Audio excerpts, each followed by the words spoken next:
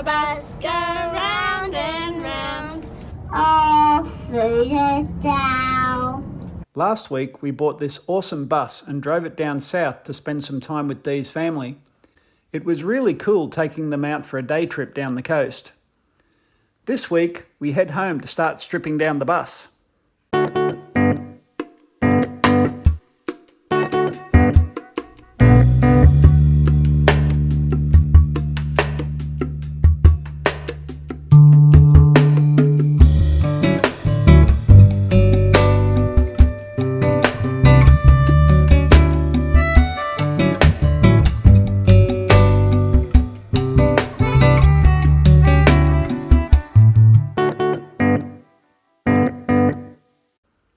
We headed up the mountain to visit a friend's farm. A 3-point turn on a mountain pass was a first for me, but it's a highlight of any trip in a 12.5 metre bus up Macquarie Pass. We all enjoyed ourselves on the farm, and the next day we left for the Gold Coast to begin the conversion. Ready for the trip back home, about 1,000 k's or so, then we can get into the build. He's going to drive the truck back.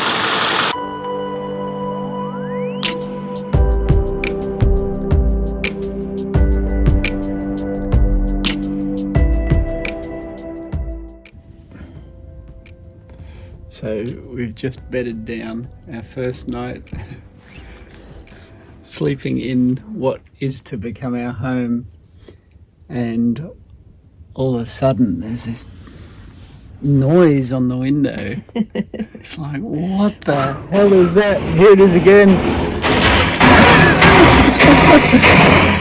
There's a sprinkler in the field outside.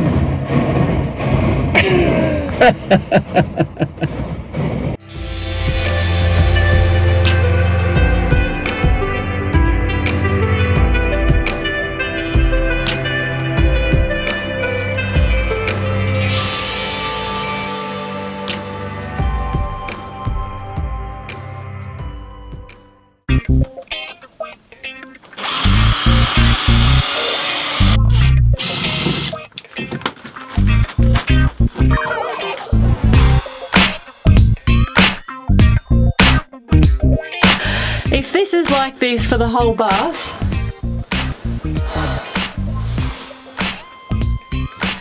ouch.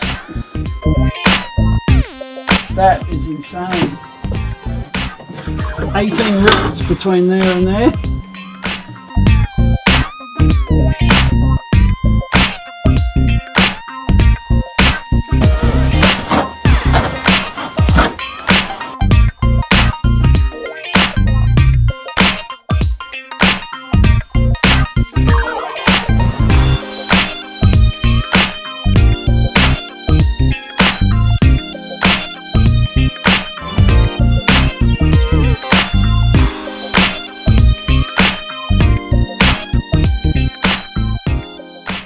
And so this is a Volgren body, which essentially from the chassis rails up, it's 99% aluminium.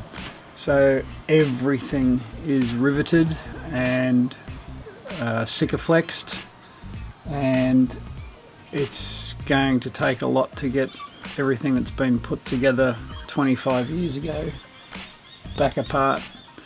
But we were warned. I did know about it.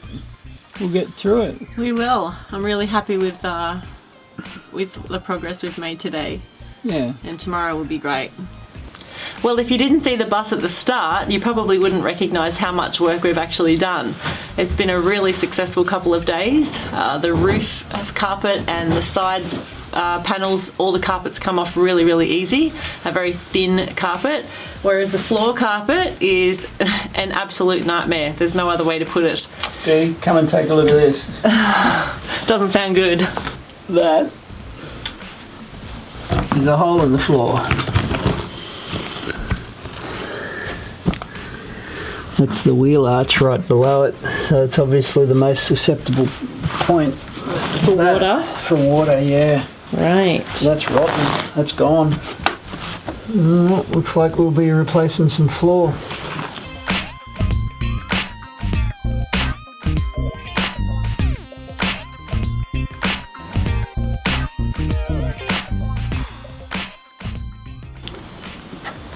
Well, it's happened. There's been a transition for me this morning from hard yakka labour vibes to total awe and respect for this beautiful maiden.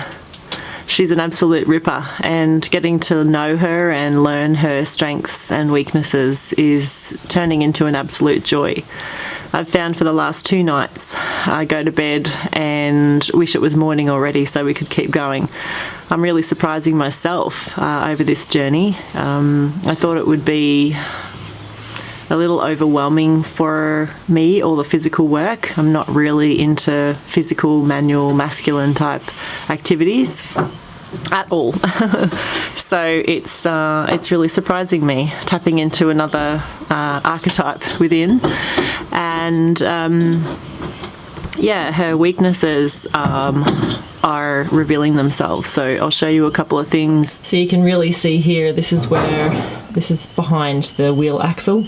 There's a mud flap on one and not on the other, apparently. So you can see where the moisture has come up. So this side's got a really big hole, as Dan said yesterday. So, you know, this is her only weakness so far, and I'm so glad we found it. And that's the joy of doing this bus build, is you get to really know her along the way and how we can help her to be a stronger vessel moving forward. And then you can see the beauty of her sides and the beauty of her body and strength. She's just so strong. I really love this bus. I think we're going to call her Interstellar so far. Dan's come up with that name, and she just keeps taking us on new journeys. We're only a few days in, and already it's blatantly obvious this bus is held together with pop rivets and Sikaflex. Every removed panel feels like a success. The carpet's a bit of a challenge too. Although it comes up all right in strips, the underlay is glued down like it would survive a direct nuclear strike. This afternoon, Dan's brothers dropped in to give him a hand removing the last of the seats. I was really glad to see him.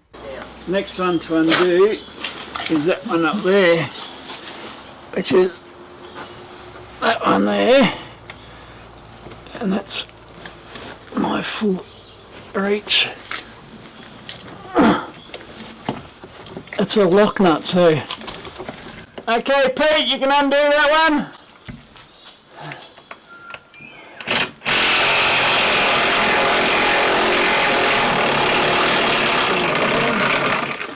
Awesome. Oh, it's so much easier when you have another set of hands. What are you saying? This is the one we've been looking for. Oh, finally, we are rid of bus seats. We have one left, the captain's chair, and another little captain's chair will soon enough go here. So, yay! It looks like we actually did something today. Yeah, buddy. Yeehaw! Thanks, boys. That's a good job. We just got the last of the air conditioning panels off down the side, and now we can start to see the size of what we've got to work with. It's starting to look like the beginnings, at least, of a motorhome.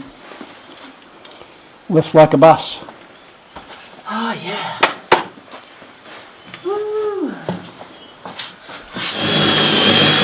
Oh, these rivets never end. Oh, we'll see how this one goes. Look at this.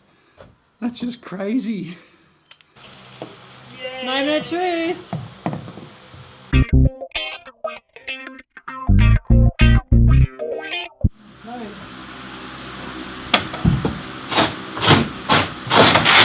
Yes!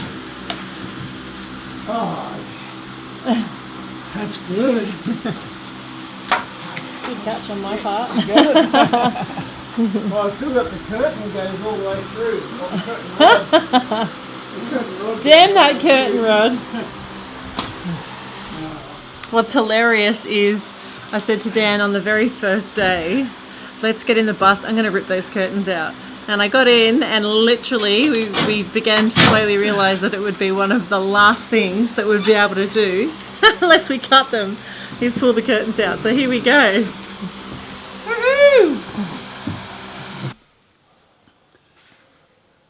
Day 4, and we're making some real progress. It feels like we're getting somewhere. Just took the curtains off and the rails off one side at least, and it lets in so much more light. We don't want to take the windows out, we like them so much. And interestingly enough, we really thought, I thought that the curtains were going to come out first, and it's taken 4 days of solid work for the both of us. Yeah, for me to be able to even get close to the curtains, and I still can't get the things off. They're on the aluminium out there. On. The aluminium's to be recycled, but the curtains need to get off them first. Might just burn them.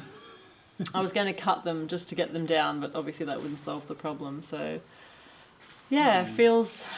Today we're a little up and down with the design. We've changed the design so many times just to try and see what the best fit for us will be. And because we've lived in a motorhome for 9 months in Europe year before last, we know what we need and what we don't, and we know how much space is of premium, and especially the height. And today we're thinking, why don't we just get the cabinets in and get everything running and hit the road?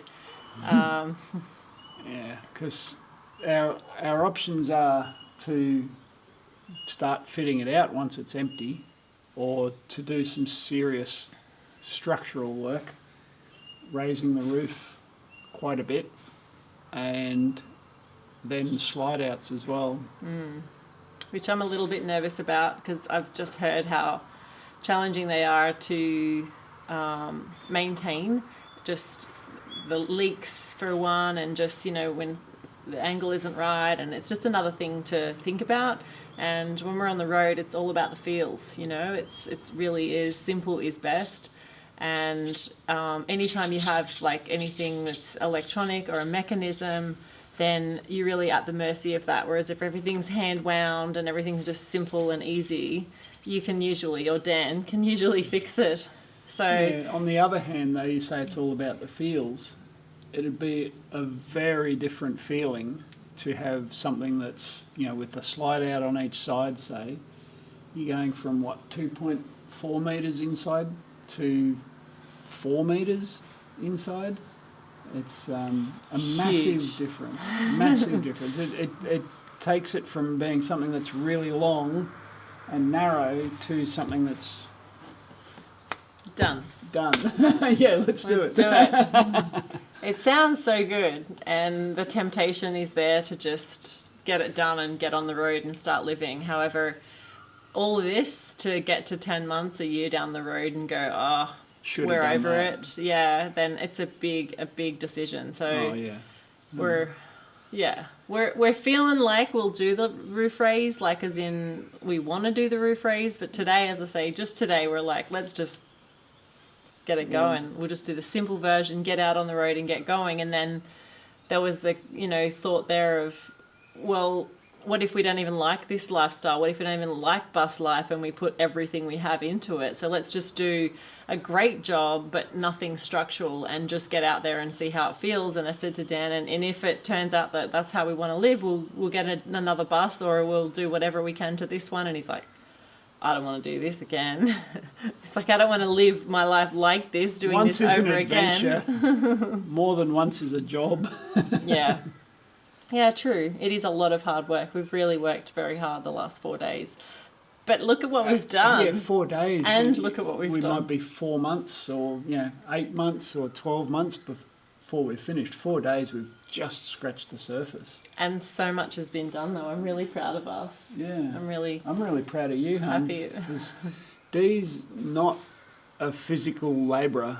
I mean, it's what I do. So I work with my hands all day, every day, and that's great. And I know what I'm doing, But for someone like you, You've surprised me so much.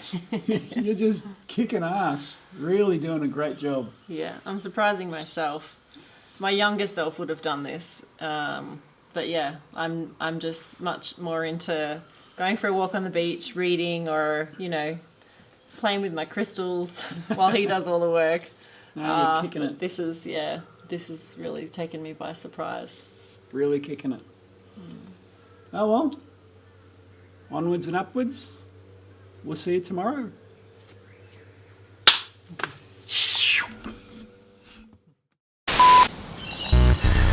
Well, it's happened. There's been a transition. Oh, for f***'s sake. Love you, bub.